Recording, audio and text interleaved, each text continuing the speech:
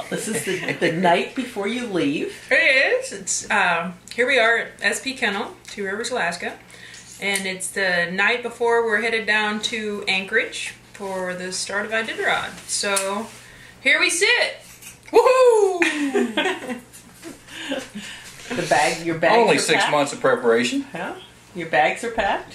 We're ready to go. We still have to load sleds tomorrow. I was going to say, the trucks are packed? Yep. I guess the plan is that, since we all know plans always work out, we're going to run all the dogs tomorrow. How long? How long a run? We're just going to stretch them out, really. We don't have an awful lot of time because we have to get an airplane down to Anchorage, so probably a couple hours. Okay. Like, stretch them out for a couple hours, and then, load all our gear, huh? Load the other 2 sleds and our tag-along sleds for the fake start, as we call it. Fake start. And then Allie and I are jumping on a plane and heading down there for meetings. Yep, tomorrow, Wednesday, we have a dinner with some sponsors, Horizon Lines. We're actually headed to dinner with a group of folks there. And then Thursday morning, we have breakfast with some sponsors. Eagle Pack Dog Food. We're actually having some breakfast with them, so we'll be good and full by the start of the race. Meetings, and then all day Friday is pretty booked. So we won't see much of Anchorage, but... Thank goodness. And then, so when do the dogs meet you down there? The dogs? Well, we haven't exactly decided which dogs are going, have we? You know what? It'll be probably 15 minutes before we put them on the line Sunday before we figure out who's really going to go. I've actually chosen my 16 dogs. Every day for the last 2 weeks. And tomorrow's just another day. What he means to say is that it's changed every day for the last 2 weeks.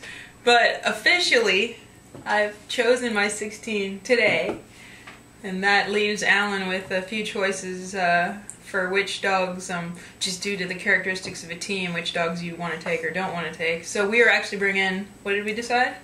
34 dogs. 34 dogs down to Anchorage. We have 2 spares. 2 extra dogs that I'm sure Bridget and Alan on Saturday at midnight will be deciding who the... We will. Actually, we'll run them Saturday, and that could tell who's going to go for Sunday, possibly. That's true.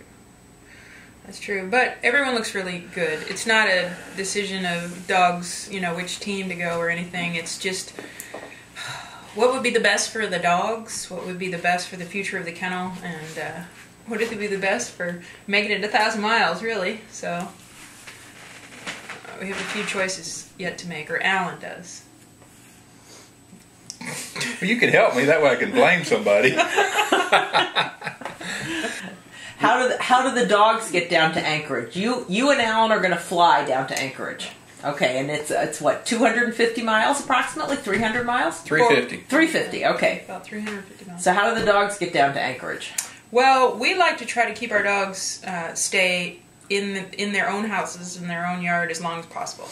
So since all the dogs have to be there on Saturday morning, we choose to bring them on Thursday. That gives us one whole day of cushioning in case something happens, which is Friday. So all of our dogs are coming down via dog truck. Nothing ever happens. Yeah. So all the dogs are coming down on Thursday, and we have 2 dog trucks and 2 dog truck drivers. Bridget and Doug are headed down with the dogs, and then Rhino's actually in the support vehicle behind. He's kind of gonna... we need experienced dog people around just to, make sure that when they stop to tinkle brakes and all that kind of thing, we have people there. And then Mickey and Sam and Kaz are actually headed down as well in their own vehicle.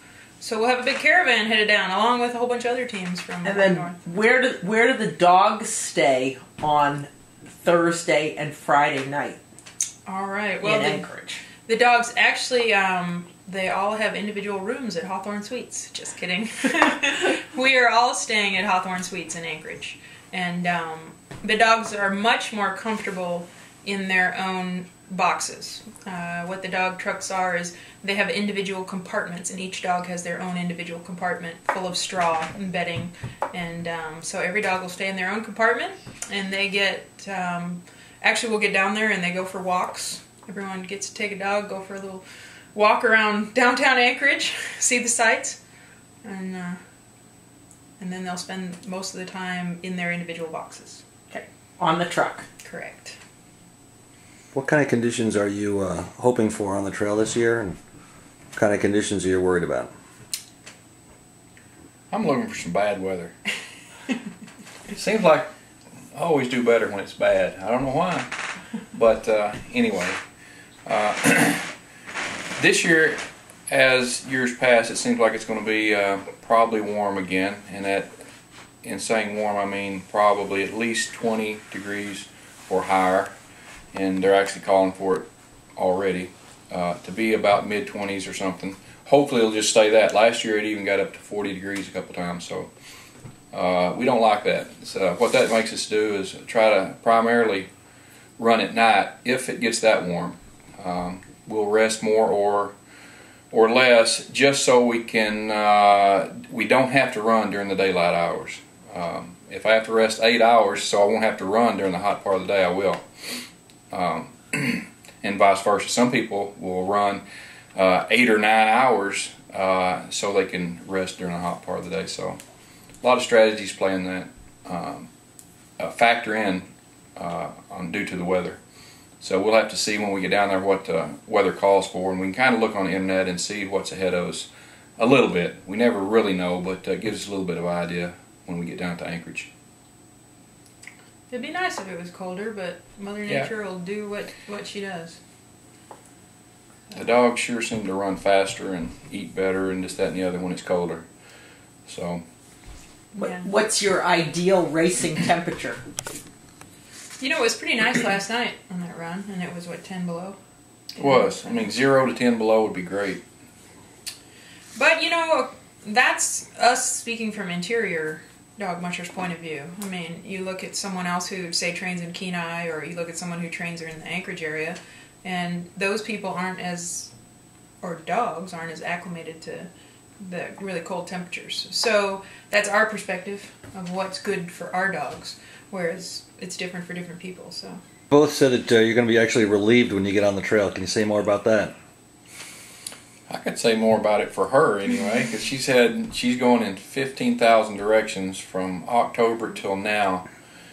She doesn't get a lot of rest, and actually it'll be a relief just to start the race where she can just focus on one thing, and that's just taking care of the dogs and running the dogs, and all this other stuff goes away. So in one way it'll be a relief, but then you still have to deal with the climates, everything, the weather, all that, but it still will be a relief. You don't have to focus on one thing.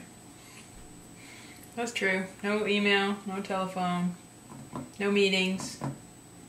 I won't see you for a while, though. No, she'll leave before me, and she'll probably drop me a note or two here and there. You never know. You never know what's going to happen out there. Just wanted to say thanks to everyone. If you're at home, if you're at work, we appreciate all the support that everyone's given us, whether it's just a nice well-wishing, which we've received quite a few of those lately, and just thank you all very much, and know that when we're out there on the trail, we actually do think of you every once in a while. So we'll let you know how it goes, and follow us at SP Kennel Dog Log, and we'll do the best we can to keep you up to date. All right.